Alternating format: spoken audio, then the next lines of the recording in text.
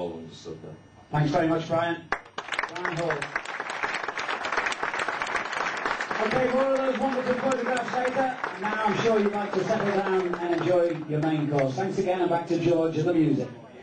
Familiar Bill Shankly pose. If you were one of the privileged few who were entitled to be in that Liverpool dressing room a few minutes before the kick-off. Look at that. Everybody, arms folded like a collection of schoolboys, hanging on every word of the headmaster. Now, I wonder, Yeats, was it really like that, or did people start whispering in the background and disagreeing with the great man? Did you dare to do that?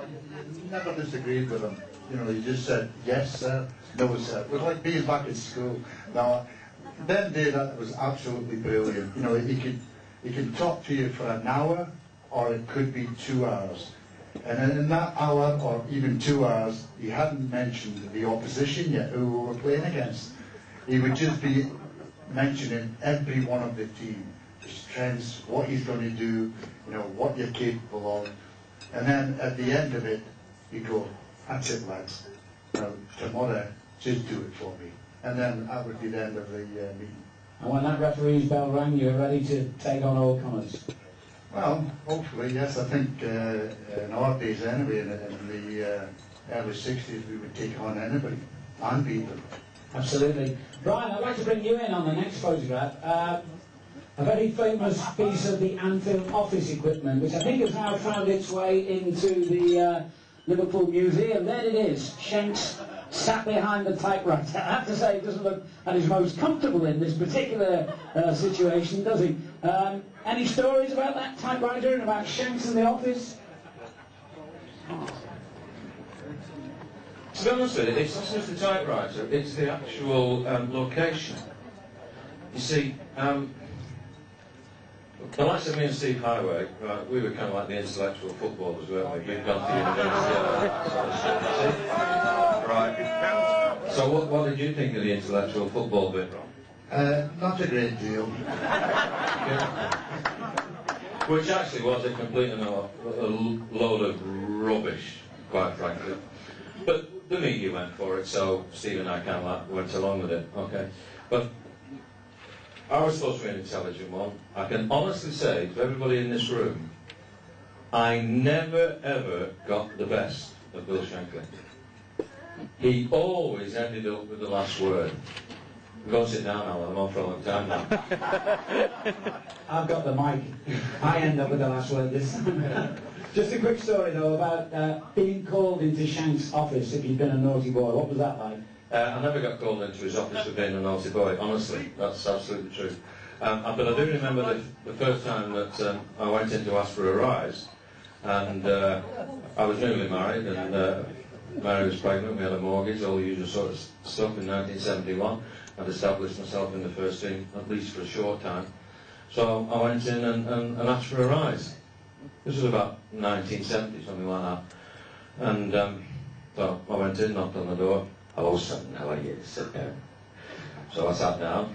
Boss, I could do with a rise. I'm married, I've got a kiddie on the way, mortgage, all that sort of stuff.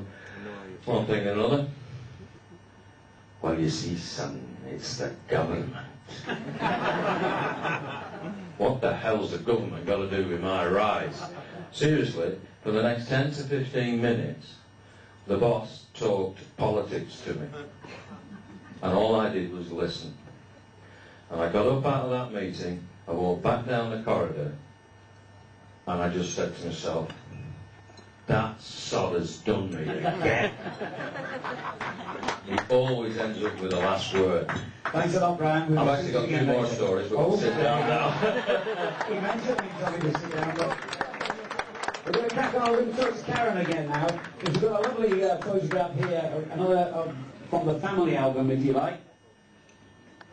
And there it is with I think there's a famous story about the dog here as well, isn't there, Karen? What happened with the dog? What was it called, firstly? That was Scamp.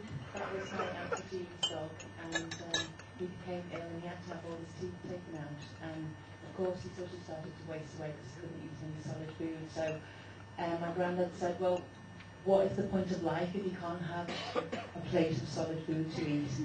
and he offered to take care of Scamp one day and went off with him under his arm, and then when he came back scampless, my nan asked, so where is Scamp? And he'd had him put down because that was the best thing to do. I think the picture actually shows Scamp looking as if well, we've lost it now, but anyway, Scamp obviously knew my granddad's intentions. He looks like he's going to bite his hand off. Was that the dog he used to take to Belfield, the Everton training ground? And that's the one he took to... For its toiletry requirements. toiletry requirements, that's right. Thanks a lot, Karen. I did promise a little earlier in the evening that if anybody had a particular Bill Shankly story of their own they'd like to share with the rest of us, then this would be your opportunity. So this is your opportunity. Keep it clean and keep it short if you can. What's your name? John. And John, what's your favourite Bill Shankly story? And I didn't anticipate this, but many years ago, 1968, I lived in the south end of Liverpool, and Shankly, I hate to use the name Shankly, Sir, but he went into the dentist in Udley's in the Dingle. This is 1968, and I said to my mate, I said, I've just seen Bill Shankly going to the dentist there. And he said, no way, not down here. And anyway, we looked, and next day we waited half an hour. He come out and he spit in the gutter. He said, just had a teeth out there, son. And you know what, he'd give us £1 each. Shankly, that was many years ago, 1968. And I kept hold of that £1, I wouldn't spend it. And I spent it on the a ticket for the Glasgow Celtic versus Liverpool in the semi-final 1966. So his money was well spent. Thanks a lot, John. What is the same?